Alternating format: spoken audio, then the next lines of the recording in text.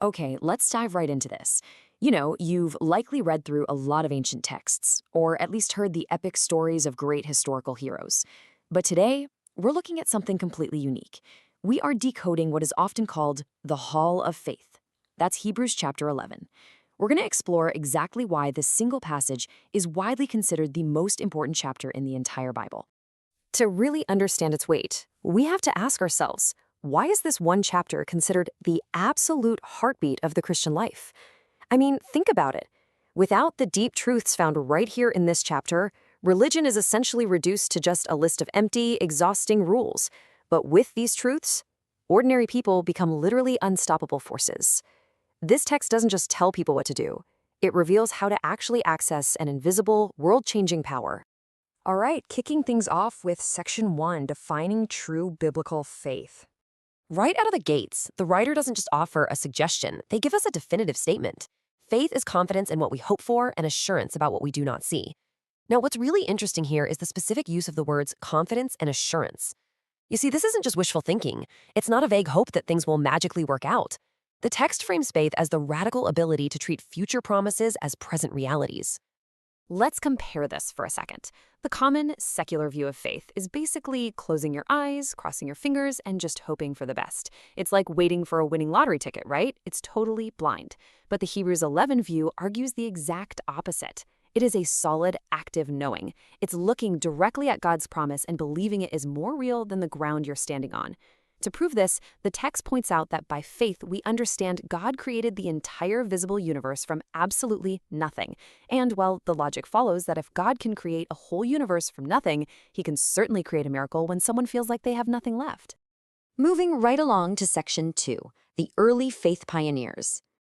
The chapter's history begins outside of Eden with two brothers. Cain represents mere religious activity. He brought a casual offering, essentially just giving God his leftovers. Abel, on the other hand, represents true faith. He brought the very best he had because he fully trusted God was worth it.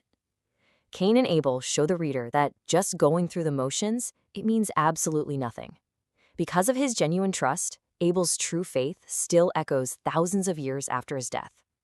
The clear implication here is that God looks at the heart, not just the hands. The timeline then moves to Enoch. He's this mysterious figure who walked so closely with God in a dark world that he actually completely skipped death. No way, right? But his story establishes this golden rule. Without faith, it is impossible to please God. According to the text, you can't please him just by checking boxes and following laws. You must believe that he exists, and crucially, that he is a rewarder of those who earnestly seek him. If a person doesn't believe God wants to bless their search for him, well, they'll simply stop searching. Which brings us to Section 3, Trusting the Impossible. Consider Noah. The guy was commanded to build a massive boat on dry land because rain was coming. Now remember, at this point in the biblical narrative, rain like that had likely never even existed. Imagine the daily ridicule he faced from his neighbors, not just for a few days, but for decades. But Noah cared way more about God's warning than public opinion. He built that ark. And the writer uses this to prove that true faith protects those under your care, no matter how crazy it looks to the surrounding culture. Let's move to and see how this builds across generations.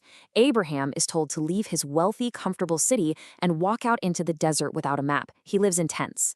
Then we see the next generation, as his son Isaac blesses his own son's futures blindly. Moving to generation 3, Jacob, leaning on his staff in Egypt, blesses Joseph's sons. And then, centuries later, Joseph's bones leave Egypt. This timeline beautifully illustrates how the promise was passed down across generations like a baton. They never built permanent cities because they knew deep down their final home was with God. And we certainly can't forget Sarah. She was promised a child when she was far, far past the age of childbearing. At first, she actually laughed. I mean, biology, medicine, and logic all said a hard no. But her journey went from laughing to deep, profound belief.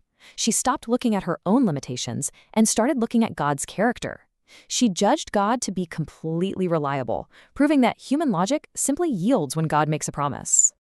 Now we reach Section 4, Flawed Heroes and Deep Trials. Look at Moses. He grew up as a prince of Egypt with ultimate power, immense wealth, and the best education available, but he walked away from the whole shebang.